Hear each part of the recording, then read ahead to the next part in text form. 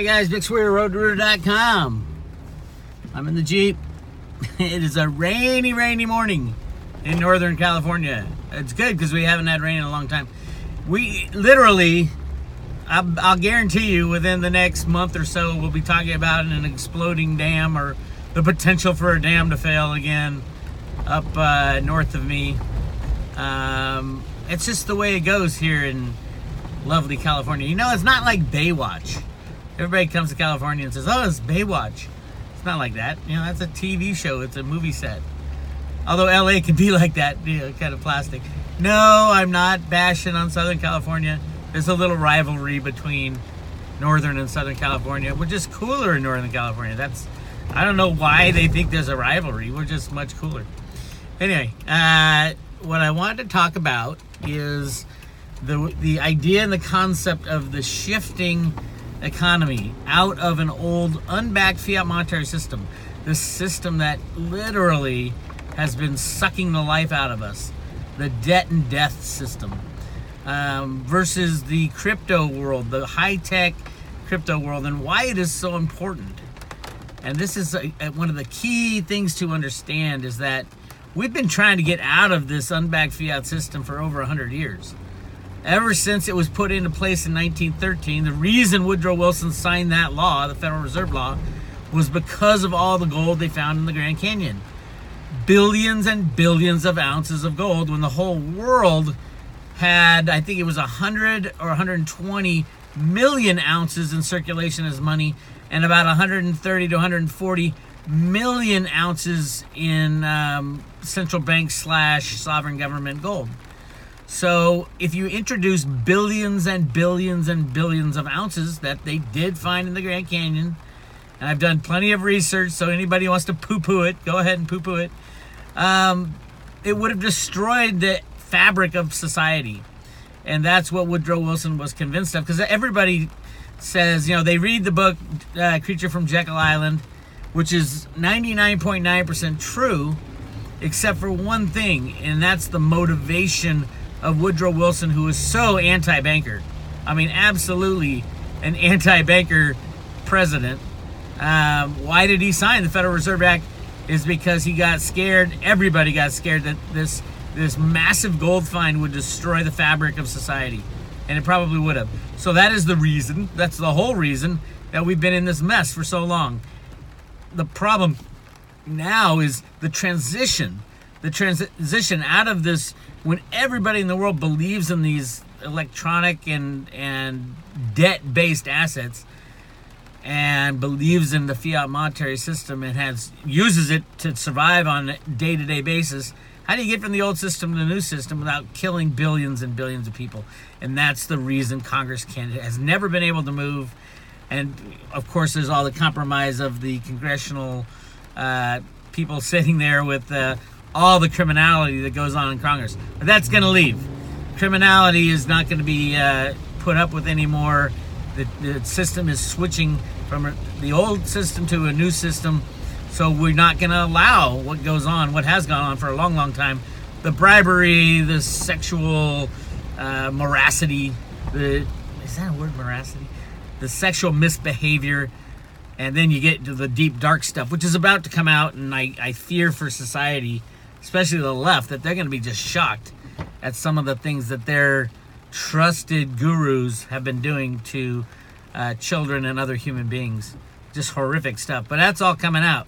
So if you get that out of the way, and you get people in Congress that aren't afraid to say, oh my God, yes, we do have to transfer over from the old system to the new system. Yes, it's going to be chaotic. And yes, people will die. Many people will die. Millions probably will die in this transition, even into the crypto world. But it's better than the billions dying if the monetary system just stops. There'd be no food, there'd be no water, there'd be no electricity. It would be horrific. But if we can make this transfer from the old system to the new system, which is going on right now, if you look at the cryptos that are hanging tough in the latest hodling event, it is those that have products that are coming to market, which is really interesting and exciting, because it'll change from, those are the types of companies we need to foster the new system. something like Veritasium, which can replace the old exchanges, the criminal exchanges like the COMEX, the LBMA, the New York Stock Exchange, the Jamaican Stock Exchange is supposed to be the first one, and then Germany will be the next one, and replace that system, that corrupt system of rehypothecation of assets, and the massive amounts of volume that trade is all phantom. That you buy your shares and you put them in your 401k. Schwab or Fidelity does not buy your shares and put them in your name. Not at all. They put them in the pool. And the pool is traded thousands of times via computer programs, and there is no reality anymore. The DTCC has not settled a transaction in I don't know how many countless years, but what's going on, the DTCC is hooking up with Blythe Masters and her DTC, Digital, I think it's called Digital Trust Corporation, I don't know. A company trying to use the blockchain to fake the DTCC settlement numbers. I mean, the whole thing is the bad guys trying to fiddle the way to make a corrupt system continue to function. And it's not going to function. The problem is if everybody walked away from the stock market at the same time and said, okay, I'm cashing out, shares will be held by 2 and 3 people each, sometimes 10 with the gold mining stocks. So what do? And the courts have actually dealt with this problem. I think it was Dole, the food company. I think it was that. It was one of those, or Heinz or something. There was a buyout, and there was more shareholders than there were shares. And it's obvious this is happening based on the volumes being traded back and forth and back and forth and back and forth. Just look at the volumes, people. That's the key. Look at the volumes. And if we all decide one day that it's a bad system, and everybody tries to get out, forget about it, because everybody owns duplicate shares. But if we institute a peer-to-peer system like Veritasium has to offer, we can make the transition out of the old system, the old corrupt system, and into something new. And that would be cool, a way to get from here to there without killing half the population. And when I say killing half the population, it's not a figurative speech. If the monetary system stops, the banks stop. The banks are all massively underwater. They have derivatives going up the yin-yang. They got 50 million problems, and that's what happens when you're a fractional reserve system. Watch It's a Wonderful Life over and over and over again. Your money's in Joe's house, and his money's in Fred's house. So if only 5% of the population went in and said, okay, I want my money out of this bank, every bank in the world is bankrupt. Or if the derivative issue implodes, which is getting bigger and bigger again, then it takes everything down. That's what happened in 2008. The derivative system started to blow, and that's why Hank Paulson had to go to Congress and say, I need $700 billion or the world will implode. And we gave the banksters a bailout. Raise your hand if you're willing to give the banksters a bailout today. Nobody. Nobody would allow it. That's why we need a new system in. Because if they don't allow it, that's when the people die. That's when you don't have water, you don't have food, you have rats in the streets, you don't have police, they got no gas for their car, you don't have the internet. Everything functions off this thing called money. And this thing called money was a corrupt instrument, a debt-based instrument. That's why we have to move to an asset-based instrument like a cryptocurrency.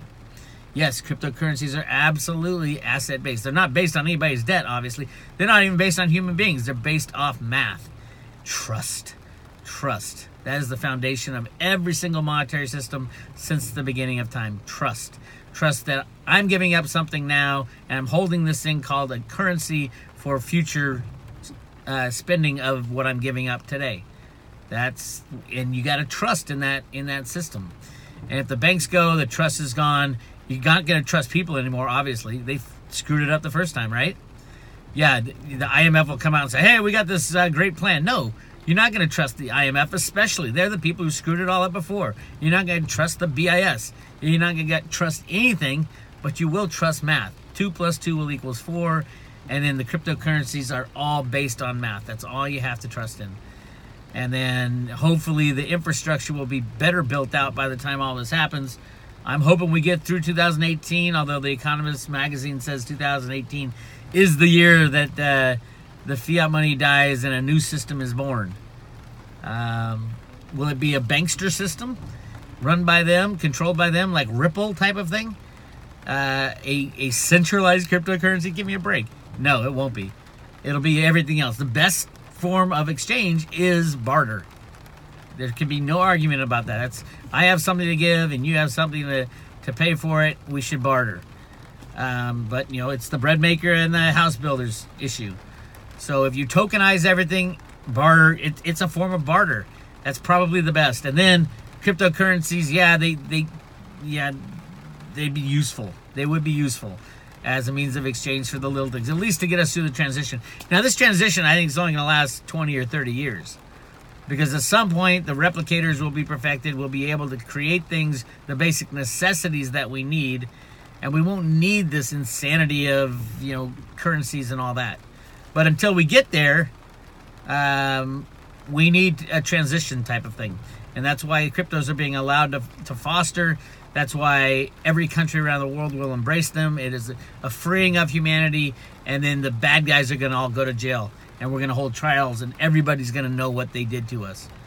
And everybody's going to be pissed off. And I would hate to be a bad guy. I don't think I'm a bad guy. I used to work for the banking industry, though. Yeah, 25 years of slugging away in that world. And the corruption is incredible, even on the everyday level. It was all about, how do you bend the rules? How do you do a deal that is within the rules, but kind of, since they didn't think about this, we're going to go around there. And we're going to restructure the contract so that it fits.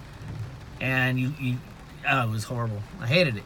Anyway, I love what I do now. Talking to you guys about cryptocurrencies, about gold and silver, why silver is so amazing as an investment right now. It's another hodl, and it will soon be set free. Gold is okay, but there's just a lot of it. There's too much of it. Massive amounts. There's not 180,000 tons. There's more like over 1 million tons of gold. When that comes out, who knows? If that does come out, the price will be unimaginable anyway, because probably the exchanges will be shut down. Anyway, this is Big Weir. Just an update in the rain. I'll talk to you guys later.